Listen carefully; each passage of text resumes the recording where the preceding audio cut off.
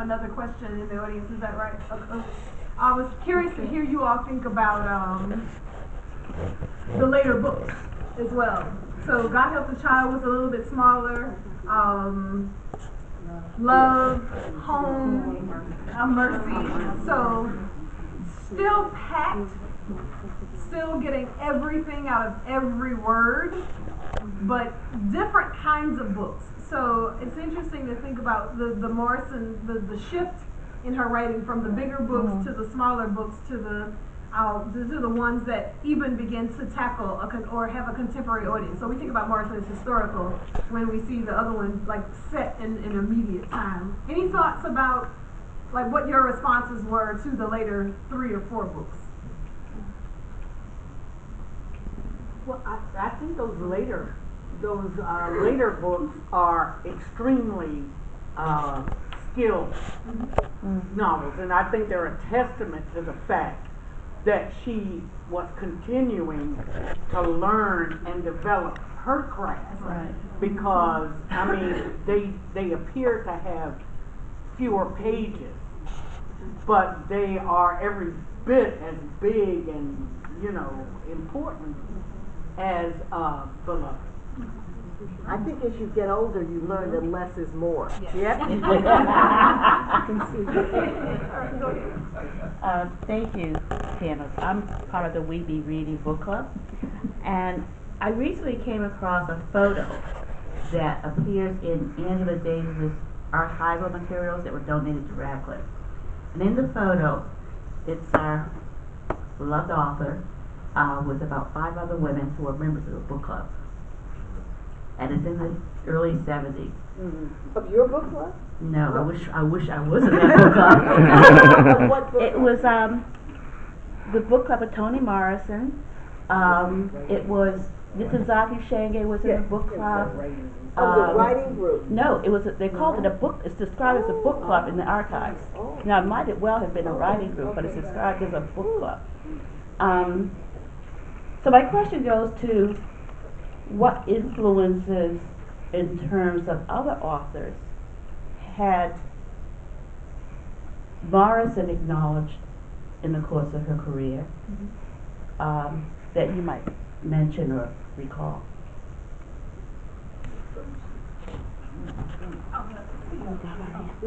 You were responding to No, okay. Dancing with Water. Yeah, it's interesting because I think the influence question was one that most writers were resistant to. So when she talks in the film, she says, well, I wasn't reading, these people. I didn't read Hurston until after I had done a significant amount of writing. But what she also says is, just because she didn't read them didn't mean that she didn't come out of that same tradition. Right. So that memory is there. And so when she talks in Beloved about re-memory and says you go by a place that you've never seen before, but that memory is still there, she was, when people tried to pin her down to say, tell us who you were influenced by, was it indeed Faulkner and Woolf? Yeah, no. She says, no, I come out of a tradition of black writers, and even if I haven't read them, I'm still a part of that tradition as well. Yeah. But you do see those kinds of intersections in conversations. There's a picture that may be similar to the one that you're talking about with Ntozake Shange, Renita Weems, Morrison. Sanchez isn't in the one that I'm thinking about, but Angela Davis, there are like 8 women, and that was a part of a group that was trying to form a cooperative to publish outside of mainstream publishing houses. And it's real interesting. She was working almost as a covert agent because she was bringing to them what she was learning from Random House to say, this is how you publish books. This is what you need to do. This is what the marketing has to look like. It didn't ever get off, but they were thinking about, I think it was Kitchen Table Press was the name of it. When they were planning to form a publishing cooperative. But they were reading each other and being influenced by each other. The writer that I think she has the most affinity with as a contemporary is Toni Cade Bombara. Yeah, I think Toni Cade was in that picture that I referred to. Yeah. Yes, well, we'll do this question and then think about your passages to read too. One here, and then passages to read. Hi, my name is Kim, and I'm a bookstore seller here in Washington. And I'm thinking about influences and to follow the thought on what influences the reader or the writer in this particular case. I'm influenced by what I've read in context to Morrison, particularly the theme of love is golden, and also the writing of their books and all about love. And what I look for in reading Morrison is the profundity of love, be it beautiful, be it harsh. It's there in every text, And that quote where she said something like, soft love ain't love at all. I think it's in, it's Sefer says this to Paul D. Yeah. When he's trying to explain that she loves too hard. And she said soft love ain't love at all.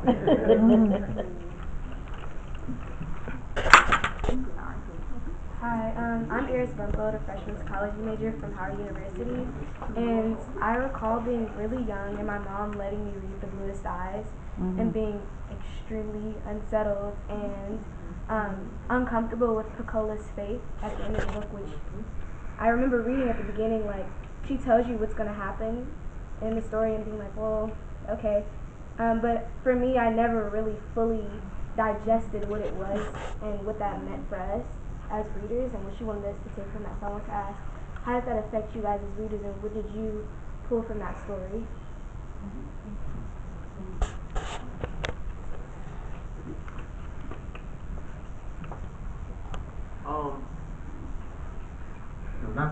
Not to spoil it, but you know, with Piccola's fate and everything.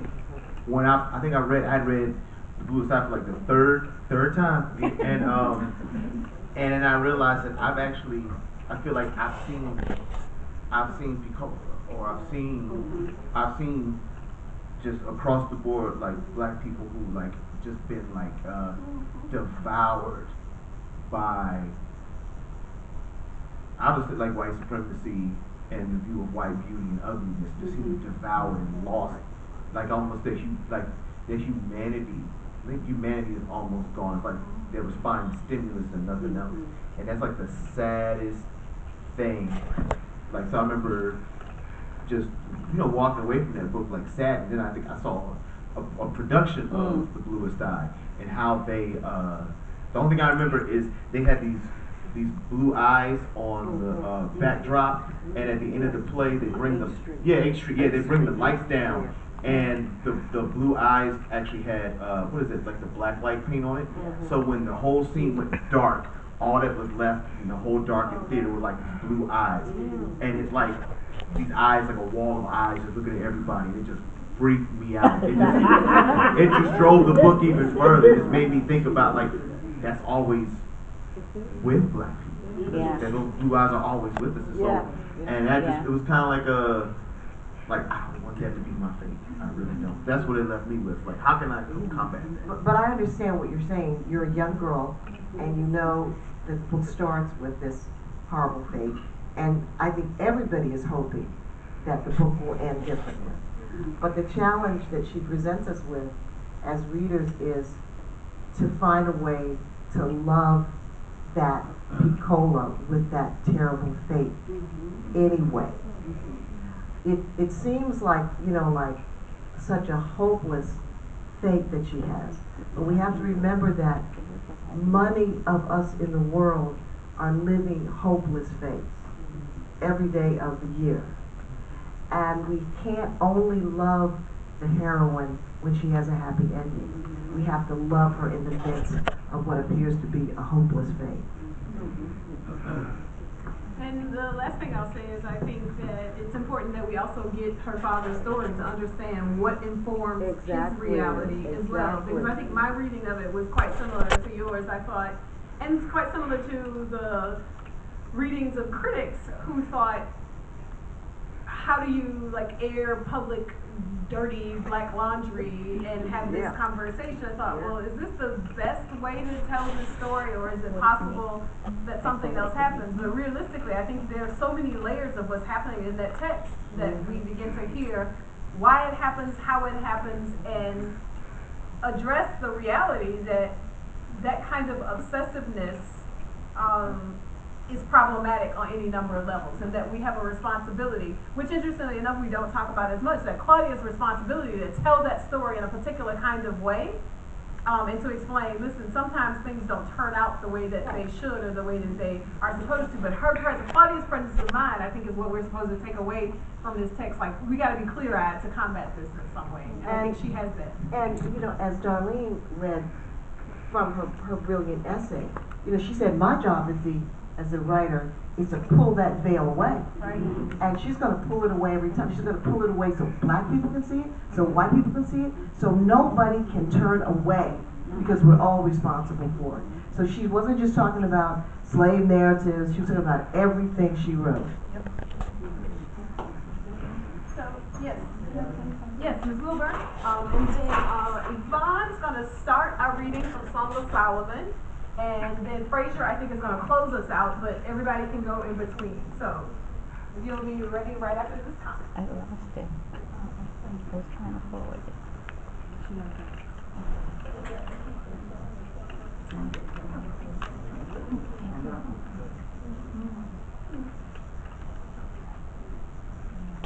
I'm Mary Wilburn, and I'm not here as a scholar or even as a reader, but as a friend. Toni is my friend. I met her on the day after Thanksgiving in 1949. I was a Howard University student studying German, and had just traveled to Europe with the Howard University players. We returned on that day, and the university had stayed awake to greet us. And the students who had not traveled from the summer time had prepared a program to perform for us on our return. And Toni was in one of those plays. She had just enrolled as a freshman. After reading that the Howard University players were going to Europe, she said, "Come on, go away." She told me that. And so she came. Years later, we were friends. We were always friends from that day. Welcome, Michael, real close so you can hear it. Yes. Years later, I met the teacher who had, the English teacher, who had received her as a student. And Howard had to either do this or that or other. In the end, you had to write an essay or a story about yourself. And this guy told me, I can't remember his name now, and he's gone. He told me that every student who came to him as a freshman after Toni had to read her essay. Because it was so profound. Wow. And then he gave me it. I was blown away. I had written one. But what made me think about that is what someone said about her writing a story, and she, I can't remember the exact words, but had matured to the point where she could write it. The truth of the matter is, I think that her gift was such that she could call on it at any time. And she determined when it was appropriate to do it. I heard her interviewed by Dick Cavett once, and just a one-on-one, and went on for quite a long time, and during that period, they broke down into Grace terrible. And he says to her, you know, it's awful that we always have to come to that. And Toni said, I didn't bring it up.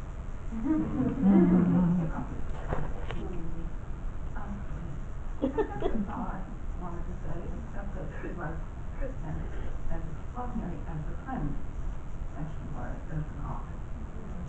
We were born on the same day, although in different years. She was older. And she could always think of something fun to do. The most fun, I think, was one day, well, we were on the same sorority line. Our campus was fantastic. Toni, Roxy Roker, Ed Young, and the faculty, Bush Bunch, Ralph Bunch, and on and on. You couldn't even have a chance in 4 years to encounter all the excellence that you weren't able to realize. But anyway, it was our birthday, and we were supposed to be on the line. Most of you probably know that people who are already in the sorority make their life miserable. We would hide in the lighting booth and also it was Roxy and Toni. this particular day, she declared that people should come and celebrate us because it's our birthday. And wrote a sign, put it on the door. Mary and Toni will be receiving gifts and gifts.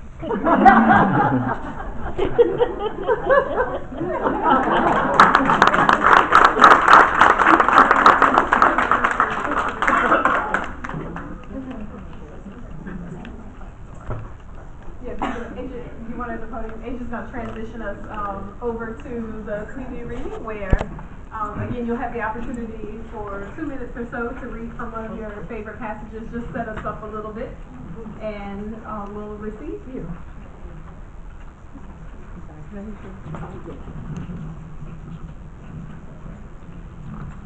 So I didn't start with a bio because I couldn't for Toni Morrison. This was just beautiful, you know. Yeah. And thank you so much for sharing. We do have some that signed up, and we thank you.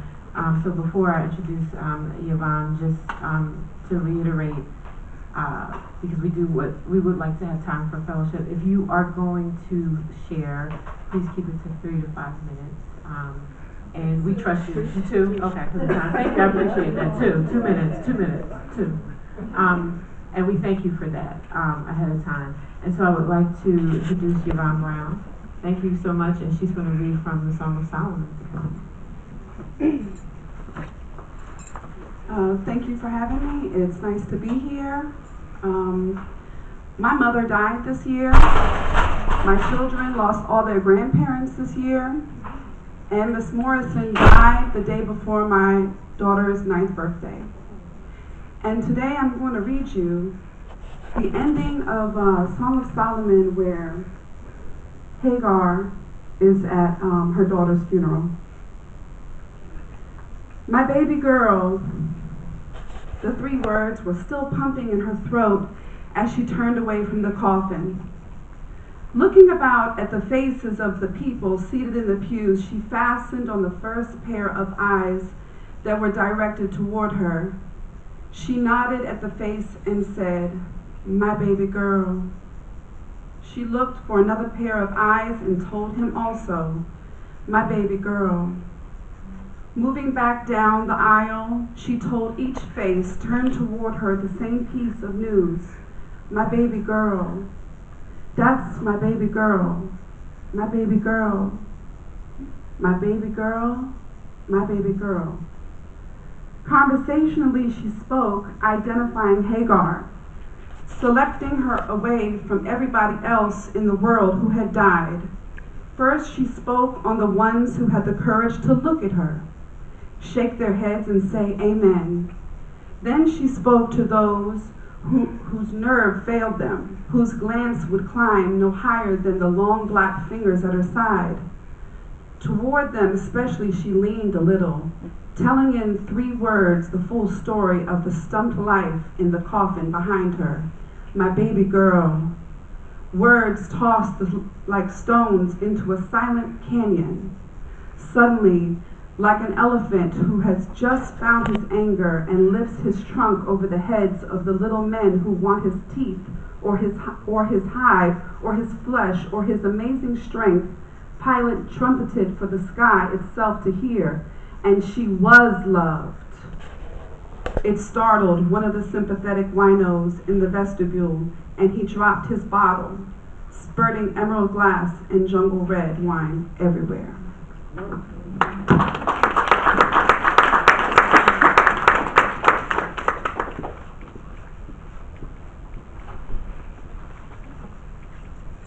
Thank you. Sorry, thank you. And now we would like to call up Mr. Fraser O'Leary to read.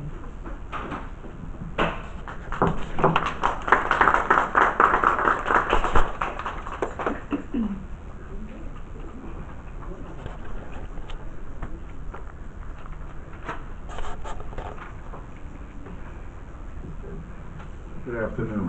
Good afternoon. I started teaching Toni Morrison's works at Cardozo High School in 1978.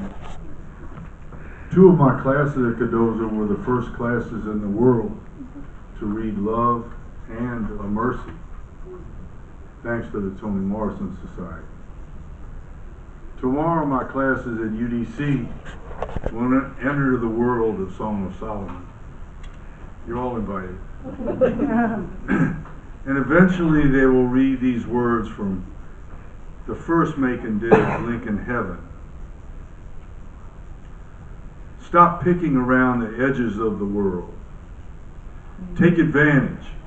And if you can't take advantage, take disadvantage.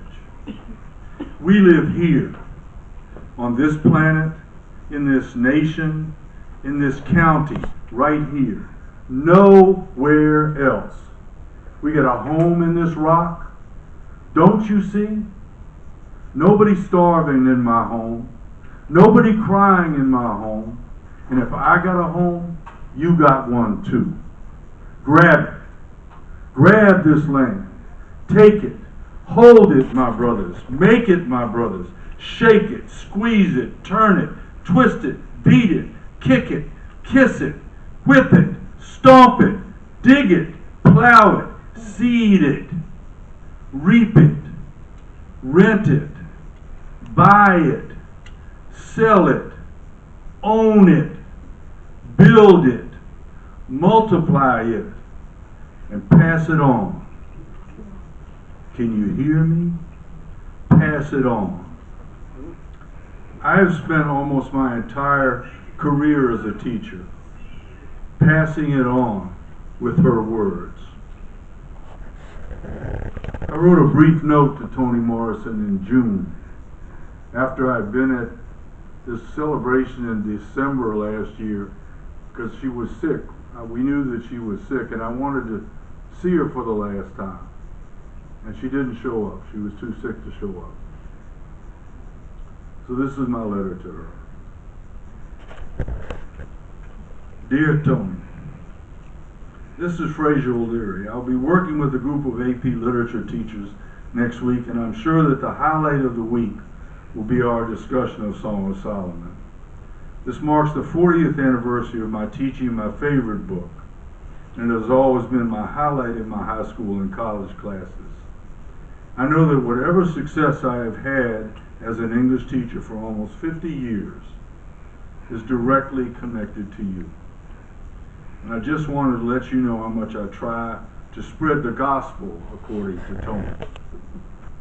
When I turned 70, the high point of the night was when the love of my life,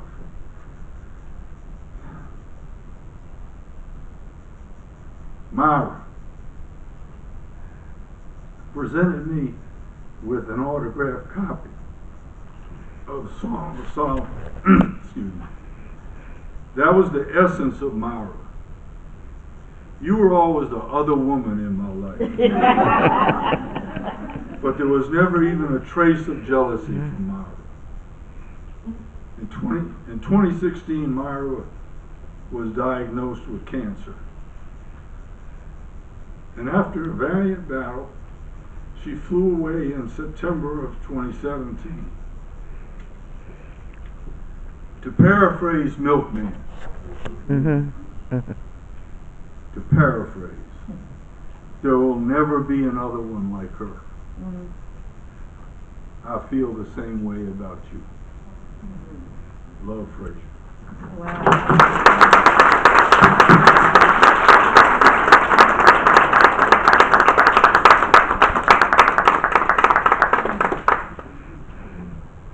Thank you so much for sharing that. I would like to now call up Miss Natalie Howard.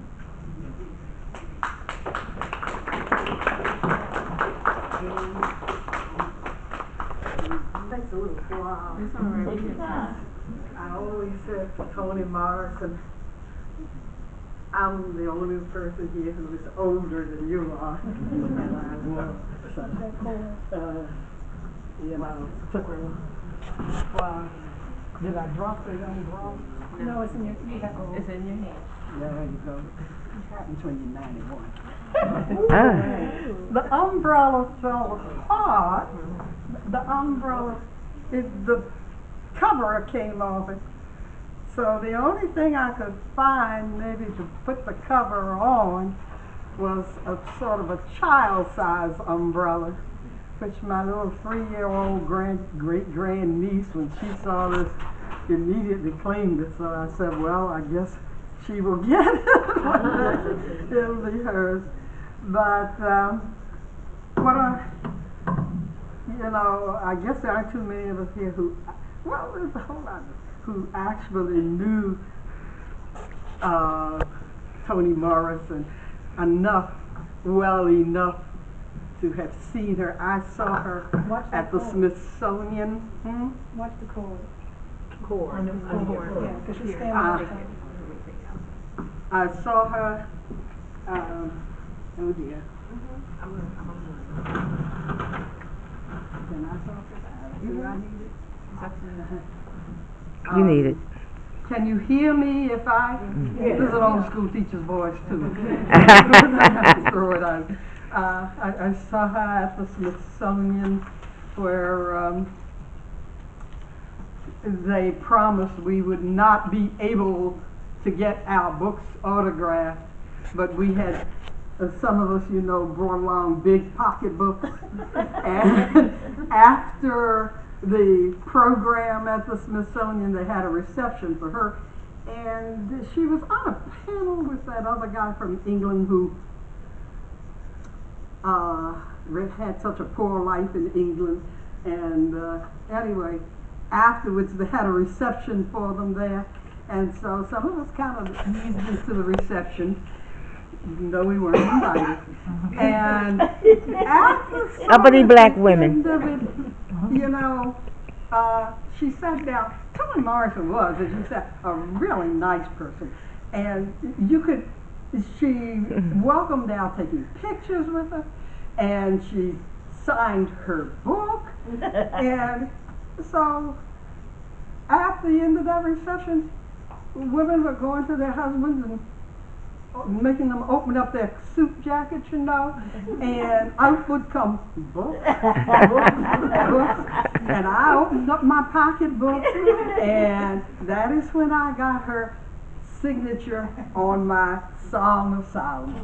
So this is one of my favorites of her book.